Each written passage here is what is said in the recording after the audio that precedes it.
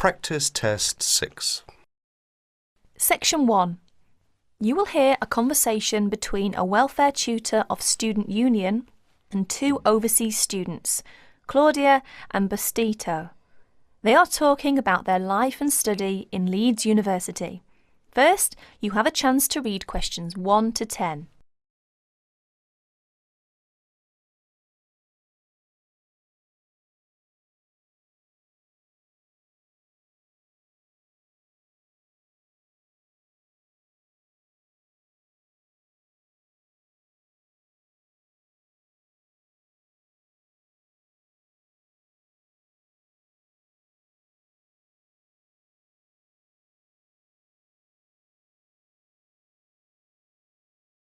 Now listen carefully and answer questions 1 to 10. Excuse me, is this Welfare Office of Student Union? We've wandered outside for a long time. Yes, this is the Welfare Office. We're students from Architecture faculty.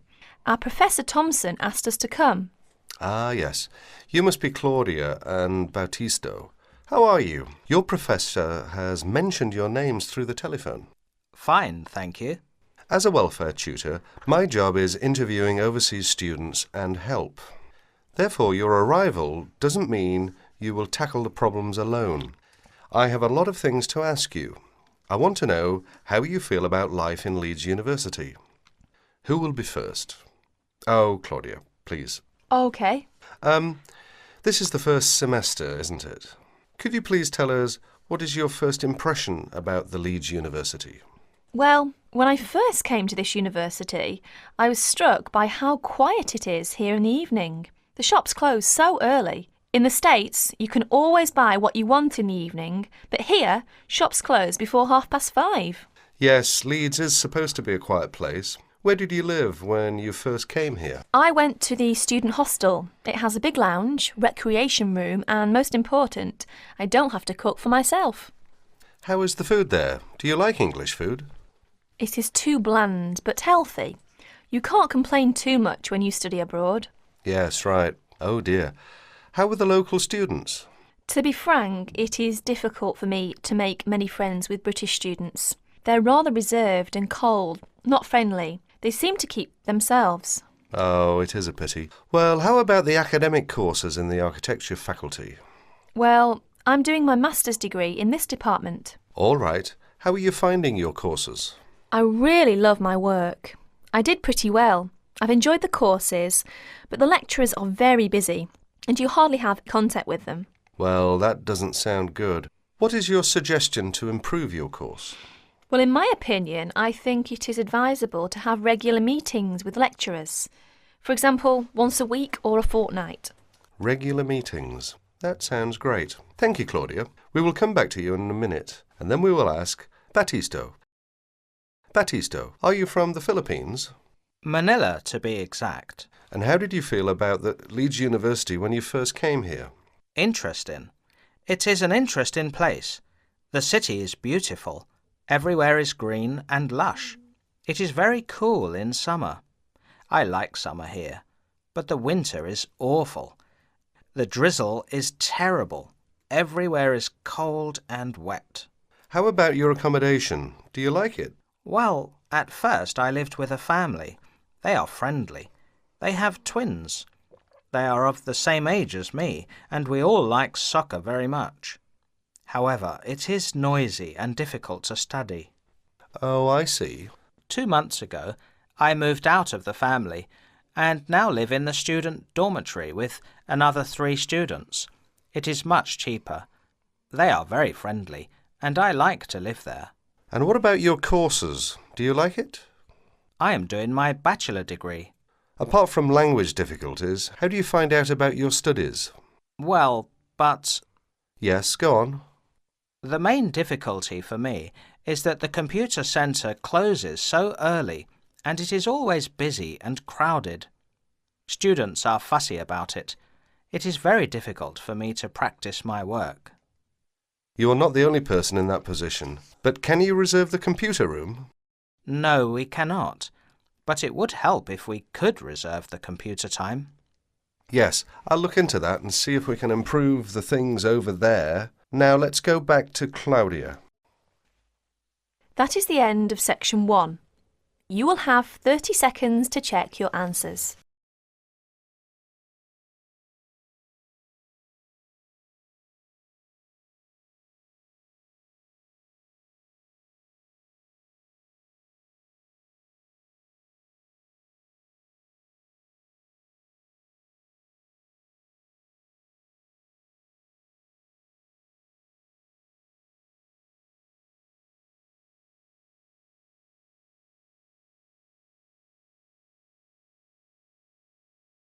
Section 2. Listen to the guided tour commentary and answer questions 11 to 20. You now have some time to read questions 11 to 20 first.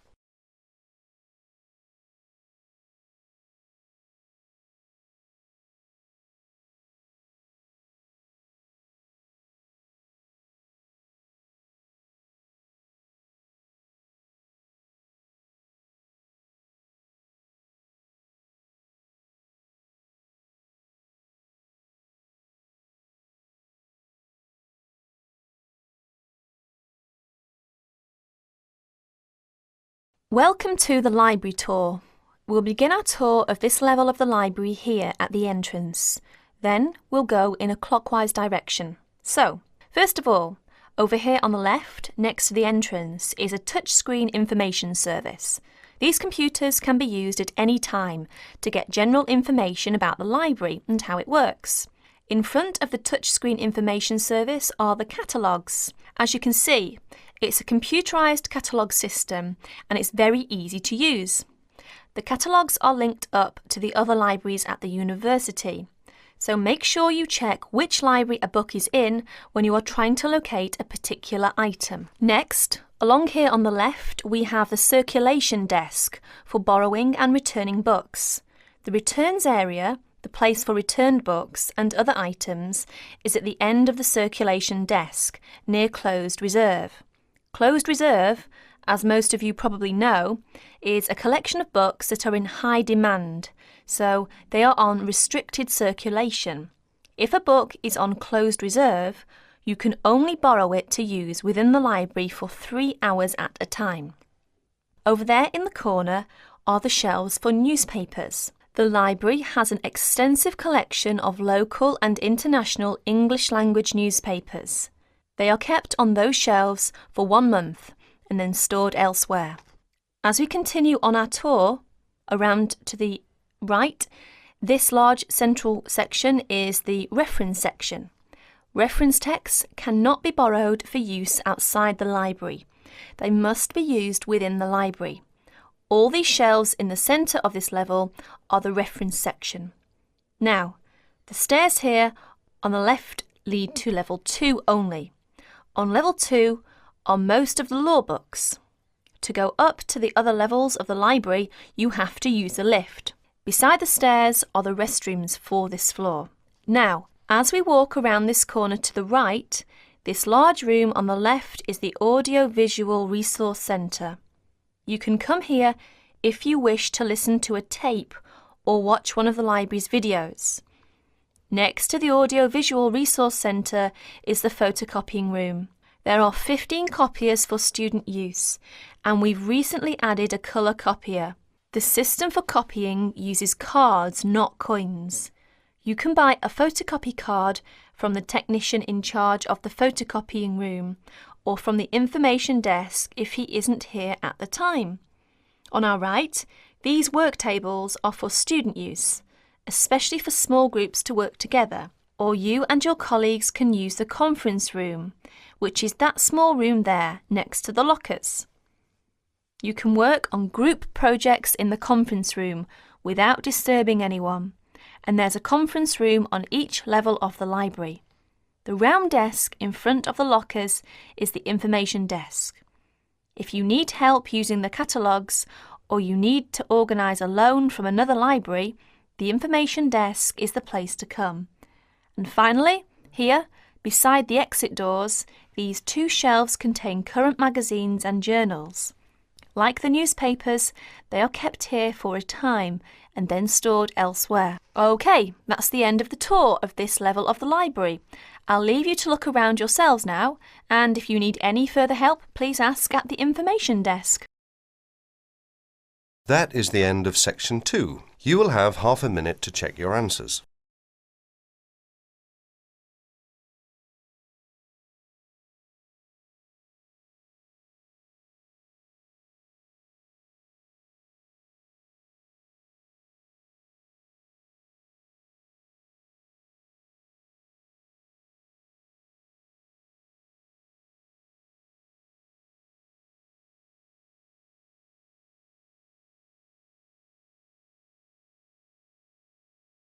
Section 3. Mr. Jackson, who feels that he is physically unfit, is consulting with his doctor about his health condition. Before you listen to their conversation, you have a chance to read questions 21 to 24.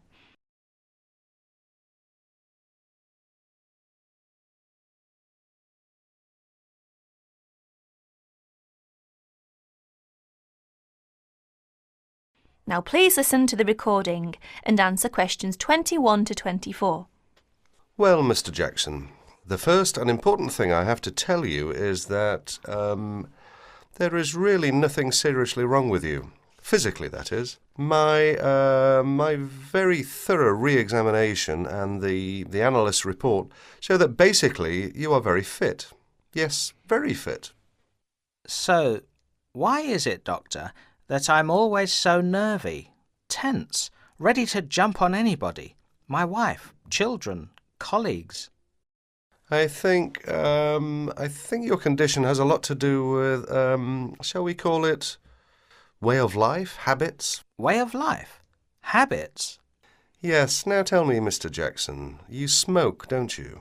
Yes, I'm afraid I do, Doctor. And rather heavily, I imagine. Well, yes. I smoke, about 40, 50 a day, I suppose. You should do your best to stop, you know. Yes, I see. But, it won't be the first time. I've tried to give up smoking several times, but it's no good. You see, 50 a day is overdoing it, you must admit. You must cut down at least that. Ah, yes. I know that when you're feeling tense, you probably feel that a cigarette relaxes you. But in the long run, I do advise you to make a real effort to quit smoking.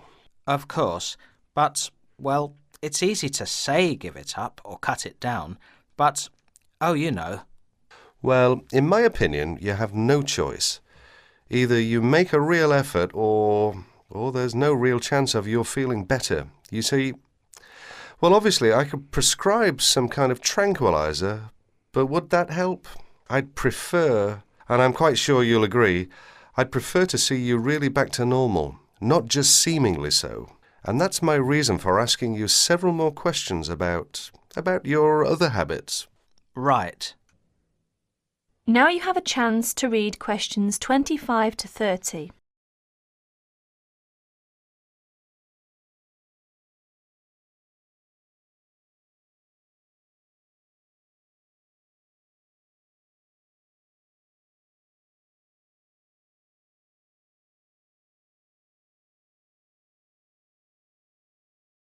As you listen to more of their conversation, answer questions 25 to 30. Your eating habits, for example. What do you eat normally, during a normal day? Yes, I'm a good eater. Yes, I'd say I'm a good eater. Now let's see. Up at 8 in the morning, and my wife has a good breakfast ready. A good breakfast. The usual. A cereal followed by bacon and eggs with fried bread and perhaps a tomato or two. Then toast and marmalade, all washed down with a couple of cups of tea. Yes, I really enjoy my breakfast. Yes, I can see you do, but I'd advise you to eat rather less. We'll come to that later. Go on. Then lunch. No, first brunch. A cup of coffee and a bun at 11. Lunch has to be quick, because there's so much to do in the office about that time. so I have a pint and a sandwich in the pub. All very hurried. Try to be in less of a hurry. But I make up for it in the evening. I get home at about 7. Dinner's around about 8. Yes, my wife's an excellent cook. Excellent. It's usually some meat dish, and we like spaghetti as a first course. Spaghetti, a meat dish, cheese, sweet. But then, at the end of the day, shall we say, then I begin to feel on edge again. Most evenings after dinner we read or watch TV, but I get this terrible feeling of tension. Well, I'm sorry to have to say this because you obviously enjoy your food, but I really do recommend that you eat less, and secondly, that you eat more healthily. Instead of having that enormous breakfast, for example, try to be content with fruit juice and some cereal. I see, but 11 says right. Well, that's all right, but lunch should be more leisurely. Remember, your health is at stake, not your job. As for dinner, I'd advise you to eat a soup, perhaps, with a salad. A salad followed by some fruit. But my wife's cooking Is superb, granted. And she probably enjoys preparing delicious meals for you. If you like, I'll have a word with your wife. No, that won't be necessary. Thanks just the same, Doctor, but no. That is the end of section 3. You now have 30 seconds to check your answers.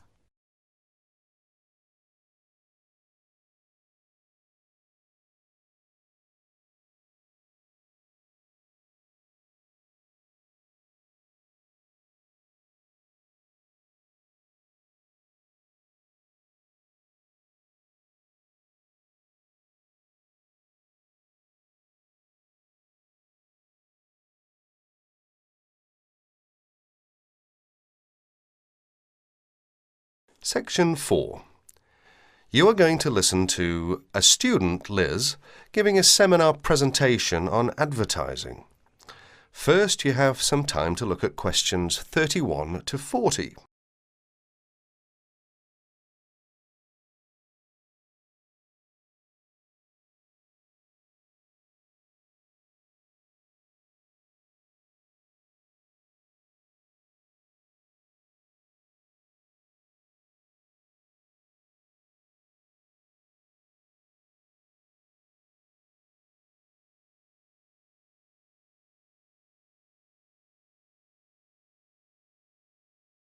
Listen to the talk and answer questions 31 to 40. Today, Liz is going to give her presentation. Liz? For my presentation, I looked at the different forms of advertising, especially at how women are portrayed by the media. So, Liz, tell us what different forms of advertising you looked at. As you can see from the outline on the screen, I looked at a wide variety of different medias, including billboards, television ads, newspapers and, of course, the internet. Oh yes, I almost forgot. I also looked at films. And what was your main finding? Well, I've brought some samples in to show everyone, which I hope will make it a little clearer. But first of all, I'd like to take a look at this first advert, which is from, believe it or not, a popular women's magazine. Now, even though this is a women's magazine, as you can see, women are portrayed in what we might call a submissive role. That is to say that they are always the ones doing the housework, going shopping or caring for the baby. In fact, you may notice that most adverts concerned with household products, such as cleaning materials, as well as food and baby items, are generally directed at women. Another thing you may notice about the women is that they are nearly always very slim and beautiful, even middle-aged women. None of them are ever shown to be poorly dressed or to be overweight. So, Liz, how are men normally portrayed in these adverts? Well, if you take a look at the next picture, which is in fact from the same magazine, you will notice that men are seen to be strong, powerful and in charge. They give the image of being in charge, being the ones who make the decisions. And generally, they are dressed either in sports clothes, showing their prowess or fitness, or a business suit, which serves to depict their social status. You mentioned that you also looked at films. Do these same images apply to the movie industry? Yes, they do indeed, and again, I have some images to show you. This time, however, I've arranged the pictures so that you can see clearly the different roles that men and women play in the films. Notice first of all that it is the man who is in charge. He's the one driving a big, luxurious car and constantly contacting the office on his mobile phone. Now, if we look over here to the women, we see she is subservient to the man. She's his secretary, in fact. And if we take a look at her office, we see it's shared by other women and open to the public. In contrast, her boss's office, who is the man of course, has a very large, spacious office all to himself. And if the woman wants to enter, she first has to get his permission. That is to say, she has to first of all knock at the door and wait until he invites her to enter. However, if the man wants to talk to the woman, he simply picks up the phone and requests her attention. Are there any images where women are not shown to be of a lower social status to men?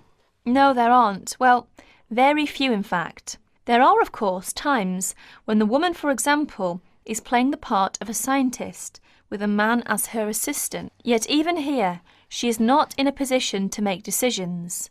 Decisions, in fact, are still made by her boss, who, of course, is a man. In other less extreme conditions, such as we can see here, the woman is playing the role of a housewife and mother, while her husband goes out to work to earn the money. In other words, the man is seen to have more control over the situation than the woman, who has to rely upon her husband for her livelihood. So, how far do you think this reflects real life? That's hard to say because generally women do tend to do more housework and cooking than men. It is generally accepted that women are better able to care for children, but the problem is that we are told through the media that women are not as capable or as strong as men, that women are not as able as men to make important decisions. This, of course, is totally untrue. Many women are at least as capable as men at making decisions. More so in some cases. Are women ever seen in the media to be superior to men? Very rarely, in fact, and when they are seen to be better or faster or stronger than men, they are also seen to be a freak. You know, someone with superhuman powers. In other words, they are not seen to be an ordinary person like you or me. Why do you think that is? It's probably because if people know it's too ridiculous to be true, then they are not going to believe it. This way, it won't harm men's image. So, what's the internet like? In fact, I think the internet is probably the worst of all the media. I don't know why exactly, but I think it's probably because there is little or no control over the internet. Instead, the internet is seen as a type of no man's land, if you like. That is to say, it's not actually owned by one person or one company. Therefore, people are free to put whatever information on the internet they want. So, would you say that information on the internet should be censored?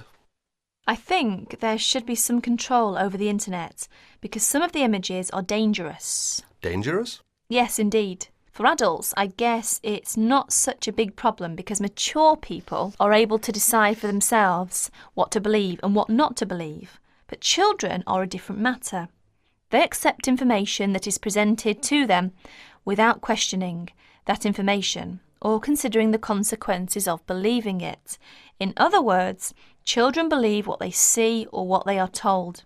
And how do other people feel about information on the internet? Actually, I carried out a survey to find out other people's opinions.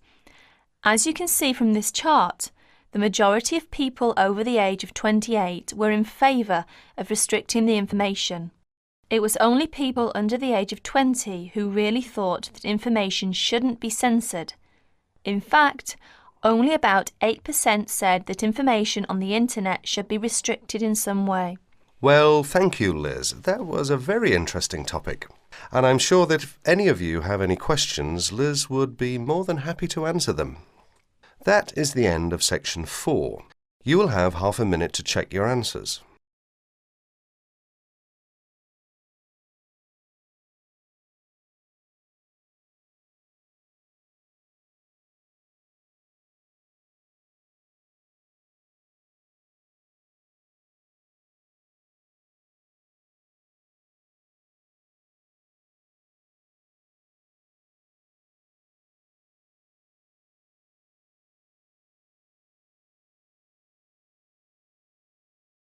That is the end of practice test 6.